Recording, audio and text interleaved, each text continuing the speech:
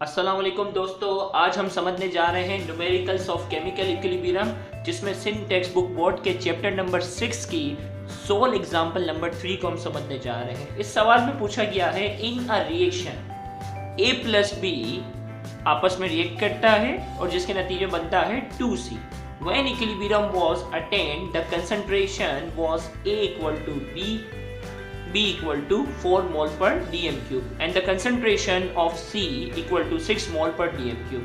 इस सवाल में कहा जा रहा है कि A और B आपस में जब रिएक्ट करते हैं तो हमारे पास जो कंपाउंड बनता है वो 2C होता है, और जब इक्विलिब्रियम आ जाता है तो A की कंसंट्रेशन 4 के बराबर होती है और B की कंसंट्रेशन भी 4 के बराबर, और उस वक्त जो कंपाउंड C बनता है उसकी कंसंट्रेशन जो है वो 6 के बराबर होती है। हमसे कहा जा रहा है calculate the equilibrium constant Kc, आप Kc मालूम करें, and the initial concentration of A and B, A और B की इनिशियल कंसंट्रेशन भी मालूम करने का कहा जा रहा है। तो सबसे पहले हम डेटा बनाएंगे और डेटा में हम ये मेंशन करेंगे कि इस सवाल में क्या क्या गिवन है। इस सवाल में हमारे पास जो है वो A की कंसंट्रेशन और B की कंसंट्रेशन जो है वो गिवन है, दोनों है 4 मोल्स पर dm क्यूब, और साथ ही साथ C की कंसंट्रेशन भी गिवन है जो कि 6 moles per dm cube given है।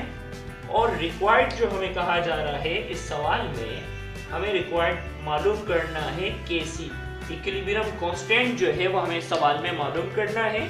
तो हमने यहाँ रिक्वायर्ड में लिख दिया है कि Kc हमें मालूम करना है, और साथ ही साथ इस सवाल में पूछा जा रहा है कि A की इनिशियल कंसंट्रेशन भी मालूम करनी है, तो हमने यहाँ A इनिशियल भी लिख दिया, और इसी तरीके से B की इनिशियल कंसंट्रेशन भी मालूम करनी है, तो वो भी हमने यहाँ मेंशन कर दिया। आइए हम सॉल्यूशन की तरफ बढ़ते हैं। तो सॉल्यूशन में हम सबसे पहले यहाँ इक्वेशन लिखते हैं।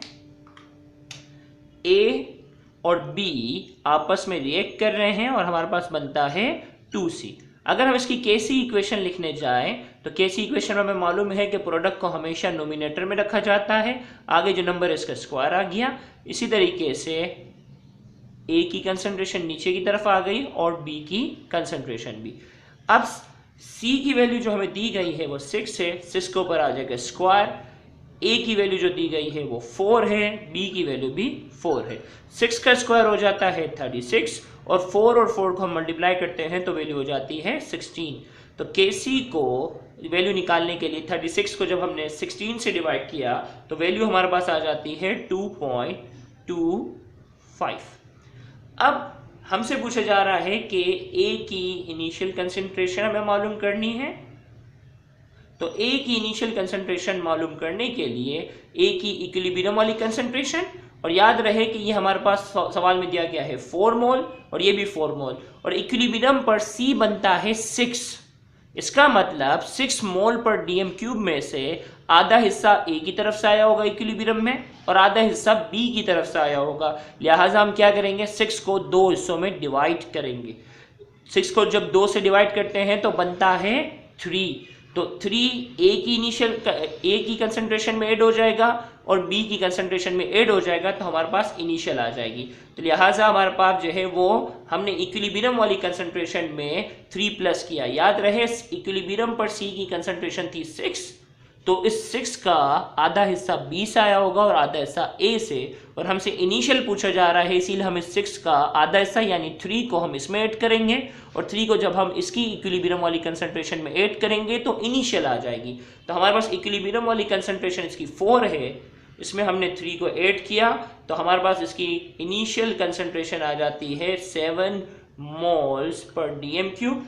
सेम इसी तरीके से B की इनिशियल कंसंट्रेशन हम मालूम करने के लिए B की इक्विलिब्रियम वाली कंसंट्रेशन को यहाँ लिखेंगे, और उसमें भी हम क्या करेंगे, 3 प्लस करेंगे, क्योंकि ये 6 है तो इसका आधा हिस्सा B की तरफ से आया था।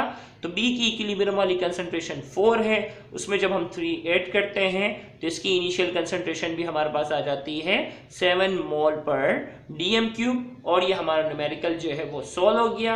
अगर आपको हमारा ये लेक्चर समझ में आया है तो आप हमारे इस चैनल को सब्सक्राइब कर सकते हो, जो कि सिंध बोर्ड टीचिंग के नाम से है, और इस चैनल में हम पूरी कोशिश करेंगे कि फर्स्ट ईयर केमिस्ट्री और सेकेंड ईयर केमिस्ट्री और फर्स्ट ईयर फिजिक्स और सेकेंड ईयर फिजिक्स रिलेटेड तमाम इंपॉर्टेंट टॉपिक जो 5 ईयर और 10 ईयर में आए हैं उनको हम बहुत जल्द अपलोड कर सकें। Thank you very much.